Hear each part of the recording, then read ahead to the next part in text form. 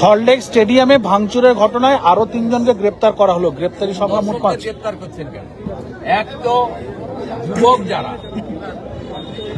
সেই যুবকদের ইমোশনকে নষ্ট করেছে। আমি ইতিমধ্যে সকালবেলা কোর্টে গেছি এবং মহামান্য প্রধান বিচারপতি মামলা গ্রহণ করেছি।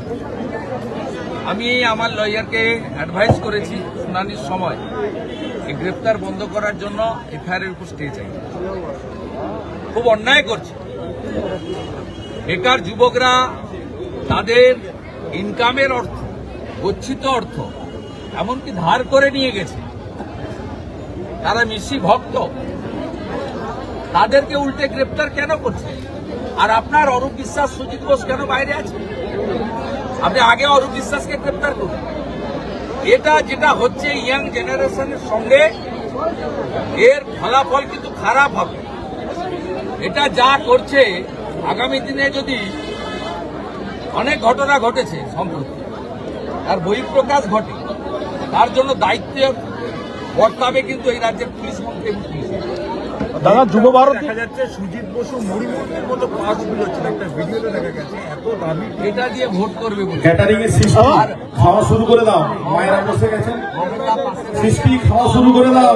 আরে দাঁড়ান তো বাংলা বোঝেন না, ওনাকে দিয়ে আর্জেন্টিনিয়ান ভাষায় লিখে দিত খেলা হবে, যেটা পাশ থেকে বলা তো খেলা হবে, উল্টো খেলা হয়ে গেছে। পরে একজন আছে ভগবান, তার মার। আপনারা নবান্নতে যাচ্ছেন না কেন? হুমায়ুনের ভাই ইমামদের সঙ্গে মিটিং চলছে, নবান্নতে ক্যামেরা পাঠান। এই মিটিংটা গঙ্গাসাগরের প্রস্তুতি মিটিং এর আগে ইমাম সাহেবদের নিয়ে মিটিং। দাদা, আমি বলবো ইমাম সাহেবরা ওবিসি সার্টিফিকেট নিয়ে একটু প্রশ্ন করবেন। ওয়াকফ অ্যামেন্ডমেন্ট বিল মুখ্যমন্ত্রী বলেছিল প্রাণ থাকতে চালু করতে দেব না, ওটা নিয়ে একবার প্রশ্ন করবেন। আর প্রশ্ন করবেন আপনাদের ধর্মীয় স্থান তৈরি করতে গিয়ে তৃণমূলের এমএলএ কেন সাসপেন্ড হয়? তিনটে প্রশ্ন ইমামরা যেন করেন, ইমাম সাহেবরা। নবান্নতে এখন ওনাদের নিয়ে বসেছেন ড্যামেজ করেন। বিষয় নেই। আমরা সংখ্যালঘুদের বলি মোদিজিকে দেখে উন্নয়নের জন্য ভোট দাও।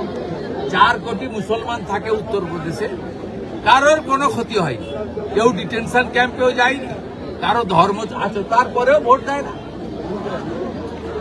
সেই জন্য তো বলি জাত পাত কি করো বিদায়, হিন্দু হিন্দু ভাই ভাই। দাদা, যুব ভারতী আমরা এই জেলাতে হিন্দু ভোট নিয়েই 46% ভোট পেয়ে 16টার মধ্যে 15টা বিধানসভা, 2টো লোকসভা জিতেছি।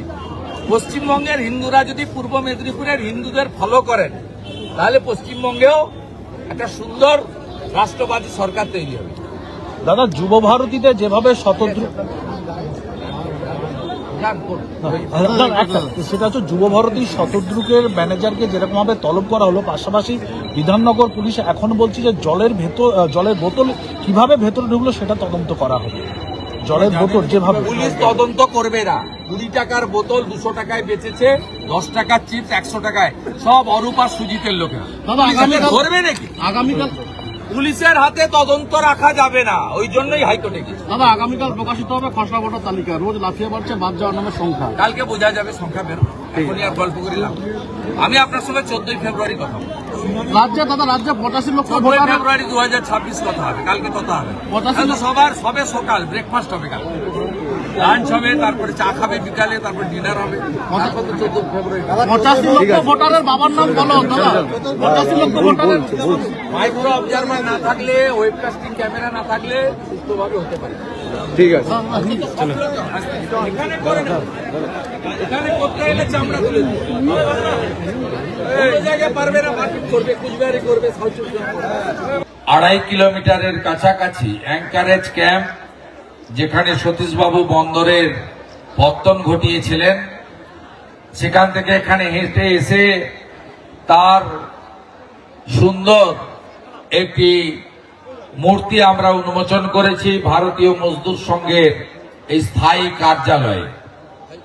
আমি সমগ্র অনুষ্ঠানের আয়োজক ব্যবস্থাপক ভারতীয় মজদুর সংঘের রাজ্যের সভাপতি প্রদীপ বিজলিকে ধন্যবাদ এবং কৃতজ্ঞতা জানাবো, এবং অনেক বিশিষ্ট দেশপ্রেমিক রাষ্ট্রবাদী প্রচারকরা নেতৃত্বরা আজকে ছিলেন, তার মধ্যে মলয়দা, তপনদা, অশোকবাবু, এদিকে জয় ভাই, তপনদা, বামদেব, আনন্দ অধিকারী, সোমনাথ, সকলকে, নিচে আমাদের প্রসেনজিৎ দাস সহ, রঘু দাস সহ, সত্যব্রত দাস সহ অনেক পরিচিত মুখ তারা মঞ্চের স্থানের অভাবে নিচে আছেন। সকলকে, প্রাক্তন চেয়ারম্যান শ্যামল দাস সহ প্রত্যেককে আমি ধন্যবাদ জানাবো।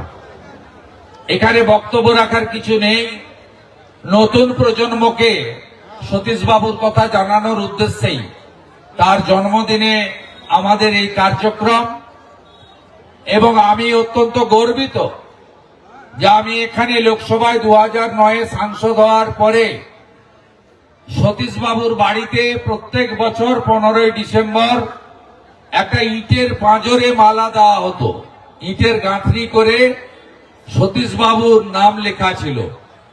মূর্তি ছিল না, তার বাড়িতে মূর্তি প্রতিষ্ঠা করা, তার ব্যবহৃত ছড়ি, জুতো, ধুতি, তার ব্যবহৃত কোট, যা যা চশমা, যা যা পাওয়া গেছে তার বাড়িতে, তার বাড়ির উল্টো দিকে সংরক্ষণাগার আপনাদের আশীর্বাদে আমার হাত দিয়ে তৈরি।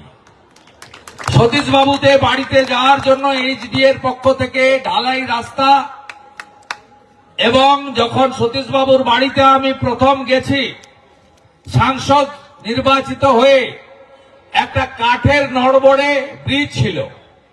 গ্রামের লোক আমাকে বলতো, সতীশ বাবু, সুশীল বাবুরা গোটা রাজ্যের উন্নয়ন করেছেন, হলদিয়ার এত বড় বন্দর এনেছেন, কিন্তু তিনি, আমরা যখনই বলতাম, বলতো পরে হবে, ঘরে কেন আমি করব।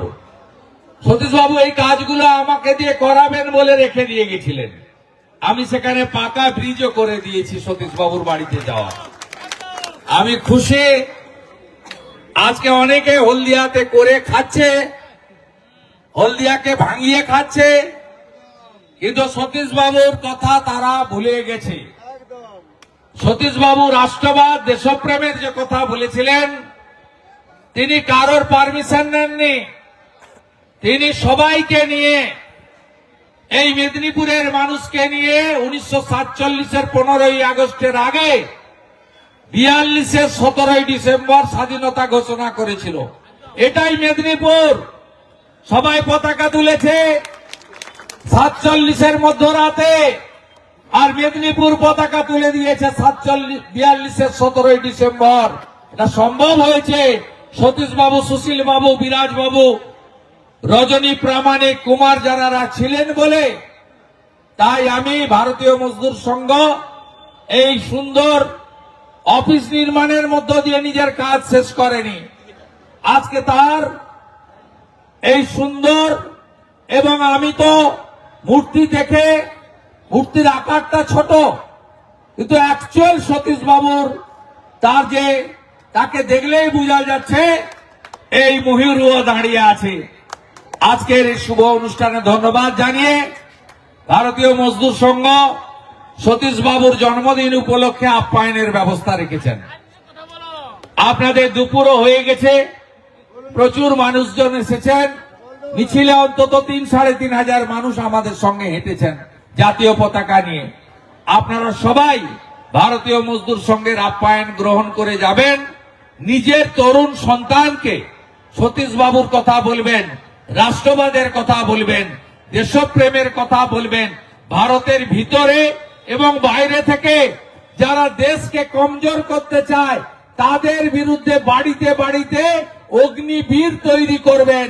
যদি পহেলগামের মতো ঘটনা ঘটে, অপারেশন সিঁদুরের মতো প্রয়োজন হয়, সতীশ বাবুর ডাক শুনে যেমন, গান্ধী বুড়ি মাতঙ্গিনী হাজরার ডাক শুনে যেমন মেদিনীপুরের ছেলেরা রাস্তায় নেমেছিল, ছেলে মেয়ে সবাই দরকার হলে সীমান্তে যাব, আর সীমান্তের এপারে ভারতে যারা খাচ্ছে, ভারতে যারা ঘুমাচ্ছে, যারা এখানে বসে পাকিস্তানের গুণগান করছে, তাদেরকে একেবারে আমরা আমাদের গায়ের কথায় বলে গেড়ু উপড়াতে হবে, শিকড় তুলে ফেলে দিতে হবে। এটাই রাষ্ট্রবাদের আজকের শপথ এবং সংকল্প এবং রাজনীতির কথা না বলেও বলবো 26শে পশ্চিমবাংলায় যাতে রাষ্ট্রবাদী দেশপ্রেমিক সরকার আসে, যারা সতীশ বাবু সুশীল বাবুর অসম্পূর্ণ কাজ সম্পন্ন করতে পারে। হলদিয়ার উদ্বাস্তুদের কান্না, শ্রমিকের কান্না, শিল্পে খরা আমরা যাতে মুছিয়ে দিতে পারি, এই প্রার্থনা রেখে আপনাদের সকলকে আগামী 25শে ডিসেম্বর ভারতরত্ন অটল বিহারী বাজপেয়ীর জন্মদিন, সুশাসন দিবস, সঙ্গে তুলসী পূজন দিবস। সবাই সুশাসন দিবস এবং তুলসী পূজন দিবস পালন করবেন, এই প্রার্থনা রেখে আমার কথা শেষ করলাম। ভারত মাতা কি।